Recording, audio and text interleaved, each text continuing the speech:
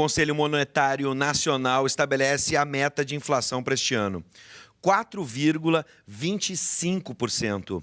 Este é o limite que o governo federal quer para o índice de aumento dos preços. Além disso, estamos no segundo mês consecutivo das novas regras do cartão de crédito. A taxa média de juros da modalidade está no menor patamar desde 2015. E é sobre economia que a gente conversa com o presidente da Associação dos Analistas do Mercado de Capitais do Extremo Sul e professor da Fundação Getúlio Vargas, José Júnior de Oliveira. Seja bem-vindo. Obrigado. Professor, que honra recebê-lo. Bom, vamos começar com a inflação, que assusta tanta gente. Já assustou mais, mas, recentemente o percentual já esteve em 10%, teve o recuo, agora o estabelecimento desse limite em 4,25%. Qual a expectativa do governo? Vai se confirmar? O que a gente tem notado, é que a inflação ela vem numa trajetória de queda, até por vários motivos. Um dos motivos é que a população está, de certa forma, endividada, e as empresas também, e as pessoas vêm consumindo menos. A gente também teve uma safra agrícola razoável, então os preços vêm numa trajetória declinante. A gente tinha uma meta de inflação anterior que era de 4,5%, com uma banda de até 6,5%, e nos últimos anos estávamos ficando acima dos 4,5%, mais para os 6,5% que para os 4,5%, mas essa equipe econômica, eles estão dispostos a trazer a inflação para baixo, na verdade. E o cenário vem ajudando a isso. Estamos vivendo um período de recessão no país, não tem consumo excessivo, e o Banco Central acredita, junto com o Conselho Monetário Nacional, que a inflação vai ficar mais próximo de 4%, até para menos de 4% ao longo do ano, do que mais para o centro da meta, que ainda é de 4,5%, Essa de 4,25% é para o ano seguinte, Bom, eu quero lembrar que você aí de casa, se tem alguma dúvida, alguma curiosidade a respeito da economia no Brasil, você pode mandar a sua pergunta ou sua observação para o 99588-2374, 99588-2374, está na tela aqui embaixo, você adiciona na sua agenda e aciona o aplicativo WhatsApp, mande por mensagem de texto e a gente passa para o nosso especialista, professor José Júnior de Oliveira. Bom, apenas, só para a gente fechar esse capítulo da inflação, é importante as pessoas entenderem, porque não significa que seja extremamente positivo ou bom para a economia que a inflação fique baixa, depende de várias condições, porque a economia é retraída, as pessoas consumindo menos, a gente tem reflexos, professor? Exato. Existe um pensamento econômico que, para ter crescimento, tem que ter um pouquinho de inflação, porque significa que a economia está se movimentando. Sim. O problema é que a inflação muito alta, ela corrói o poder de compra do trabalhador. Perfeito. Então, como ele repõe o salário sempre depois que a inflação já subiu, o trabalhador acaba tendo seu salário corroído, ou seja, cada ano ele pode comprar menos coisas do que ele compraria no início do ano, se a inflação é muito alta. Mas uma inflação controlada, de 3%, 2,5%, é tranquilamente possível de conviver no país. Sim. Alguns economistas defendem que o Brasil seria mais interessante trabalhar com uma meta para baixar para em torno de 2,5%, que é uma inflação ótima. Mas como a gente já conviveu com inflações tão elevadas nos anos 80 e 90 ali, Na época da maquininha. Na época da maquininha de remarcar Sim. todo dia lá, eu acredito uma inflação de 4%, 4,5% é tranquilamente perfeito da gente conviver com ela. Aceitável. Aceitável, vamos dizer assim, não vai prejudicar as empresas, é tranquilo para fazer projeções, para estimar reajuste de salários. Então, isso aí é tranquilo, só que a gente está vivendo um período de dificuldade na economia, então ela está caindo mais por conta disso, por queda no consumo do que por excesso de produção, por exemplo. Hoje a gente não tem uma produção excessiva, mas tem uma queda no consumo, e isso fez com que os preços convergissem para baixo, na verdade. Bom, antes das denúncias contra Michel Temer, entidades como a Fiergs já projetava uma melhora no cenário até o fim do ano. Essa previsão agora foi revista por causa da retração do consumo. É justamente essa retração que está fazendo com que os preços não aumentem, como a gente explicou. Exato. Dá para a gente manter essa projeção ainda? Ou isso, para vocês na área econômica, assusta um pouco com o que ainda pode vir, com as denúncias que ainda estão chegando e vão ser processadas? Eu acredito que, assim, apesar do cenário político conturbado, aquele dia, no dia das delações dos empresários lá contra o presidente, na verdade, aquele dia o mercado estava com uma expectativa de queda de juros mais forte esse ano e de uma retomada do crescimento da economia mais rápida. que aconteceu? O mercado ficou perplexo com aquilo tudo, né? E os economistas reviram as projeções. Mas ainda se trabalha com queda dos juros ao longo do ano, para em torno de 9%, tem alguns que estimam 8,5% em dezembro, a taxa Selic, né? Com a inflação caindo para baixo de 4%, né? Menos de 4% no relatório Focus do Comitê de Política Monetária lá do Banco Central, que todos os bancos fazem estimativas semanais. Está se trabalhando hoje com 3,9 para o IPCA ao longo dos 12 meses em dezembro, né? Então, a economia ela está estável, mas mais por conta que o consumidor ele está apreensivo, vamos dizer assim. Sim. Ele não quer gastar, porque está com receio de perder o emprego, o nível de desemprego ainda é elevado, né? Então, as empresas também não estão investindo muito. Eu diria assim que a gente está passando por um período de bastante dificuldade do ponto de vista da expectativa do consumidor e da geração de emprego. As empresas não estão investindo, os consumidores não estão consumindo, porque estão com receio de gastar a poupança que tem, quando tem, na verdade, outros porque estão desempregados. O positivo disso tudo é que a inflação está caindo. Sim. Mas só que a economia também não está crescendo. Claro. Para a gente gerar emprego, precisa retomar isso, retomar o investimento, né? E retomar o consumo. E é por isso que o Copom, né, como a gente conhece, mantém... A expectativa era, por exemplo, na última redução de 1,25, acabou ficando em 1. Né? Em 1. Mas é por isso que ele tem se esforçado em dar esse recado para o mercado, dizendo assim, ó, tudo bem, a gente vai segurar um pouquinho o passo aqui, mas vai continuar caminhando. Exato. O recado foi esse. A expectativa no mês de maio era que o juro ia cair mais aceleradamente ao longo do ano.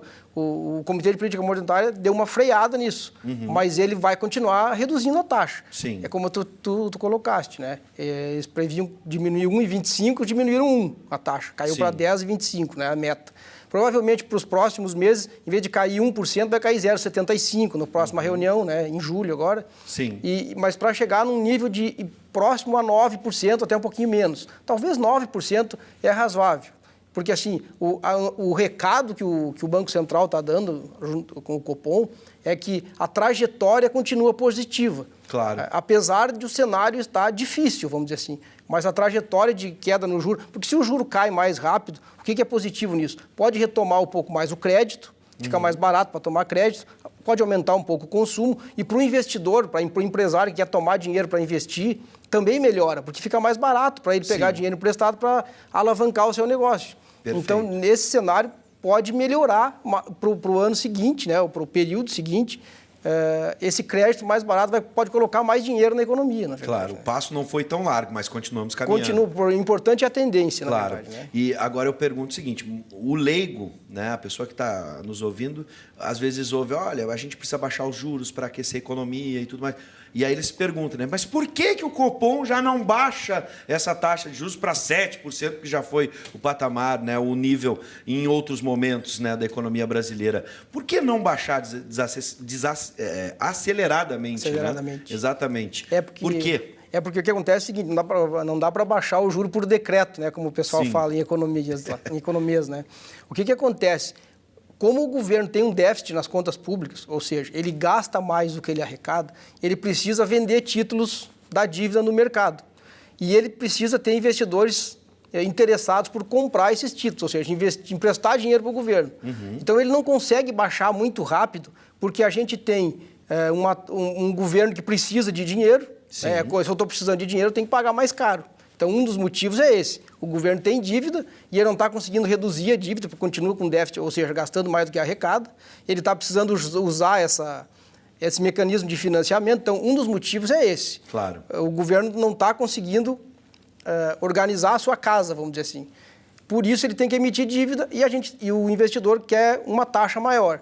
Outra coisa é o seguinte, o risco do país, por conta desses processos políticos que a gente está vivendo, não está estável o país para retomar a trajetória de crescimento da economia. O investidor estrangeiro, que também aloca recursos no país, ele quer um prêmio para colocar o dinheiro aqui dentro.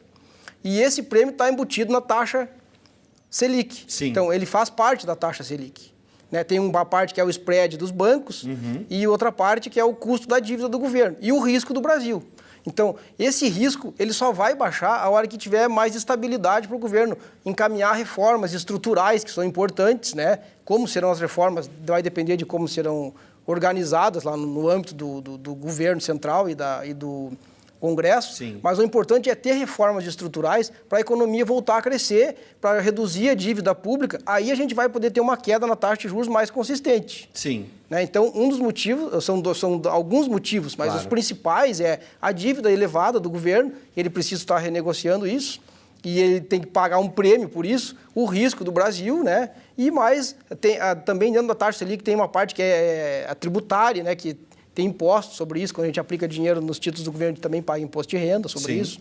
Né? E também tem a questão dos custos das instituições financeiras. Então, o governo não consegue simplesmente pegar e dizer, vou pagar 2% de taxa de juros. Canetaço. Não né? dá para fazer isso. Bom, e aí o que nos assusta nessa história toda, eu acredito também deva te assustar de alguma forma, apesar de que, por exemplo, uma das reformas parece que avançou isso para o mercado, independente de juízo de valor aqui que a gente possa fazer agora, para o mercado sinaliza alguma coisa, ele está ansioso por isso e a reforma trabalhista deu um passo ontem, né? Passou pela comissão. Agora, o que assusta é que o governo, você ouviu aí, o governo arrecada menos, ou melhor, gasta mais do que arrecada. Exato. Vamos combinar uma coisa, né? O governo brasileiro arrecada. O problema é como gasta. Exato. Isso é que nos deixa louco. Mas, enfim, vamos seguir.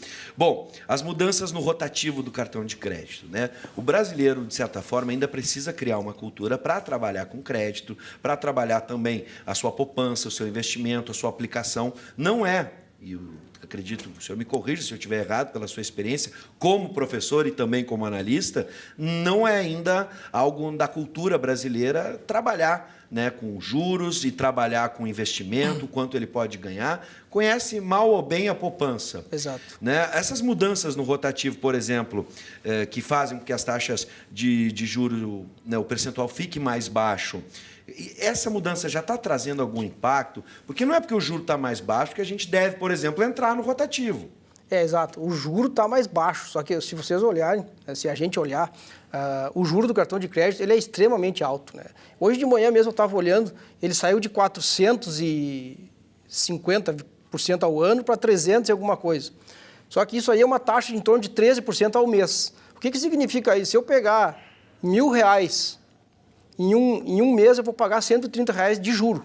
Se eu utilizar o cartão de crédito, por exemplo, o cara que ele paga o mínimo da fatura do cartão. Que aí parece atrativo porque o númerozinho diminui bastante. Só que ele está pagando uma taxa de juros, se ele gastou R$1.000, se ele financiou R$1.000 no cartão de crédito, em um ano ele vai pagar R$3.600 só de juro. Então, assim, é astronômico. A gente trabalha com uma taxa Selic de 10,25 ao ano, mas o juro do cartão de crédito, do cheque especial é um pouco menor, mas também é muito alto. É muito elevado esse juro. Quer dizer, eu pegar e utilizar R$1.000 no cartão de crédito e pagar R$3.600 só de juro, esse dinheiro eu tô rasgando ele, na verdade. Né? Então, a pessoa que utiliza cartão de crédito, o ideal é que ela pague sempre o total da fatura, né? Não financie a fatura, porque o financiamento ainda é mais elevado do que pagar o mínimo, na verdade, né?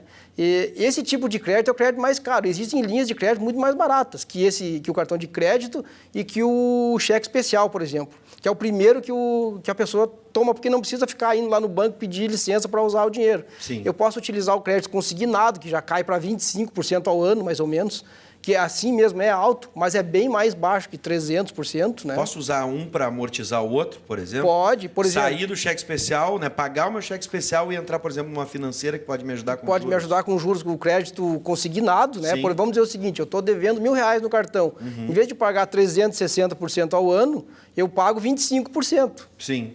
Retiro um empréstimo. Retiro um empréstimo, pago o cartão e pago menos juros. Claro. Vou pagar de 1.000, vou pagar, sei lá, R$250 em vez de pagar R$3.600. É o famoso aquele pode, mas não deve. Não deve. Claro que o bom é não ter que fazer isso, claro, né? Mas se tem que fazer, procurar linhas de crédito mais baratas, né? Ó, poder usar o rotativo você pode, tá? Mas não deve. Exato. Vamos para a tela aqui. A gente tem... Ainda não, o pessoal que estava trabalhando com as participações. Lembrando que você pode mandar a sua pergunta, o seu comentário para o 99588-2374. Esse é o WhatsApp do programa, você já pode deixar na sua agenda. Mandar sugestões de temas também que a gente pode abordar, tanto na economia como saúde, outras áreas. A Eloá de Guaíba, seja bem-vinda, Eloá. O governo diz que sem as reformas não tem como o Brasil voltar a crescer. Não existem outras alternativas que não retirem direitos da população? Alternativa sempre há, né? Na verdade, o que acontece na reforma da Previdência, por exemplo, não é só uma questão de retirar direitos. A questão da reforma da Previdência ela é estrutural, né? A gente tem um problema demográfico, que é o envelhecimento da população, e a gente tem também uma situação que, hoje mesmo eu estava lendo no jornal, que para cada um aposentado a gente tem 2 ativos que pagam contribuição para um aposentado. Em 2050, essa relação será de 1 aposentado para 1 ativo. Então, a nossa população está envelhecendo. Daqui a pouco, nós vamos ter mais aposentados do que pessoas ativas, né? Então, se a pessoa se aposenta muito cedo, ela vai ficar mais tempo recebendo aposentadoria do que contribuiu para isso. Sim. A aposentadoria prevê formar um fundo para daquele fundo eu receber meu benefício lá na frente. Sim. O que acontece é que existem muitas distorções no Brasil, né? O setor privado, por exemplo, o trabalhador paga a contribuição, a empresa paga mais uma parte, em geral ele é equilibrado. No setor público, agora eles fizeram algumas modificações, mas o trabalhador no setor privado ele não se aposenta com o teto, por exemplo, da Previdência. Ele se aposenta com o teto da Previdência, não com o salário teto dele, né? Sim. Se ele ganha 20 mil, ele vai ganhar 5 mil e pouco. No setor público, ainda tem muita gente que se aposentou ganhando o máximo. Então, às vezes o cara ganha uma promoção no final da carreira dele e ele se aposenta com aquele salário integral do final da carreira, o qual ele não contribuiu. Então, o que a gente precisa eliminar nem é os direitos da grande maioria da população, é eliminar as distorções que tem no sistema. Especialmente no setor público. Especialmente no setor público. Para quem ouviu, não sei se tu chegaste a ouvir, professor, o desabafo, foi em tom de desabafo do governador José Ivo Sartori, dizendo que, por exemplo, em alguns setores aqui do Estado, a folha de pagamento, 60%, 70%, mais da metade se gasta com quem está inativo, com quem está fora, né? Não é a expressão inativo, mas sim quem já trabalhou e está aposentado hoje do quem está trabalhando, quem está na atividade. Não quer dizer que a pessoa não mereça ter uma aposentadoria digna. O problema é a distorção na aposentadoria. Equilibrar essa conta. Que assim, todo mundo está pagando uma conta que poucas pessoas estão se beneficiando. O que acontece? Se não fizer esse ajuste na Previdência, a gente vai acabar cada vez pagando mais impostos para sustentar uma parte da população que está aposentada. Claro. A ideia não é retirar direitos, na verdade, é fazer uma coisa mais com maior equidade, na verdade. Agora, né? Vamos combinar também, né? Por exemplo, no caso da Previdência, é importante que o fundo sirva efetivamente para a aposentadoria. Isso, e que o governo não meta a mão como já meteu. Já foi utilizado de maneira indevida no passado, né? Quando se constituiu a Previdência, lá em 64, o governo usou o dinheiro da Previdência para fazer estrada, misturou com saúde, né? Sim. Que não dá para misturar, as coisas são diferentes, né? Claro. Então, não gastar o dinheiro indevido, sem falar na corrupção, né? Só Sem falar dúvida. na forma como se gasta isso, eficiente. Mas o que mais me preocupa na situação da Previdência, por exemplo, é porque quando se começa a fazer uma reforma dessa, eu imagino que tem que ser igual para todo mundo. Claro. Tu não pode fazer uma parte da população que produz pagar cada vez mais para ter uma aposentadoria ou para pagar cada vez mais impostos e outra parte só levar vantagem. Na verdade, quando tu vai fazer isso, tem que alinhar para todo mundo. Aí fica até mais fácil para tu explicar para a população. Eu estou pagando mais, mas eu estou tendo um benefício lá na frente. Sem dúvida. O que está acontecendo é que a gente só cada vez mais paga e não está tendo retorno, né? A gente paga uma carga tributária hoje de quase 45% do que a gente produz, a gente paga de impostos. E o retorno é pífio, na verdade, né? Bom, como a gente disse no meio dessa conversa, né? Arrecadar o Brasil arrecada. Exato. O problema é como gasta. Exato. E aí cabe a cada cidadão também, agora no período eleitoral em 2018, já fazer, né? Já começar agora, não lá em 2018, quando estiver na hora para pensar em quem votar. Já vai começar a trabalhar agora, já vai pensando aí em casa em quem que você vai votar, porque são esses que, de certa forma, vão administrar o país. Esse é o momento, né? Professor, seja sempre bem-vindo. Muito obrigado pelas dicas. Eu que agradeço. E vamos lá, com fé, continuar caminhando. Talvez o passo não seja tão largo, mas que a gente continue andando para frente. Tá certo, muito obrigado, estou à disposição aí.